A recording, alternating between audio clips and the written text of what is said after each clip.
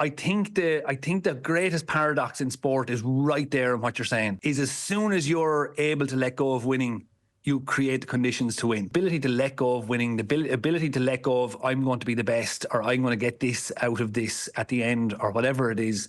The more I learned to let go of that, the better I was. And the better I am, the more likely I am to win. Almost like a meditation thing. Like, I mean, you kind of have to get out of your own way a little bit. Yeah. So in that world, they call it surrender. I was always afraid of playing bad.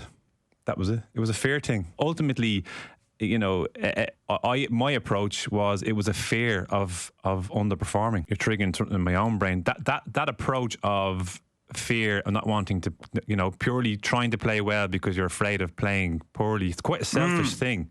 If you think about it, that's me being selfish. That's me looking after myself. There's something in the letting go, and there's something in the jam. Then the jam that you're talking about there, Stewie. There's something in that's the surrender. So you're in your little selfish experience, and you go through that for 20 years, and that's grand. That's your game. That's the game of soccer for you. That's what Johnny Wilkinson taught in rugby. That was rugby for him. I look back at my hurling career. For a lot of the time, that was my hurling career. But what we're talking about is a degree of fulfillment.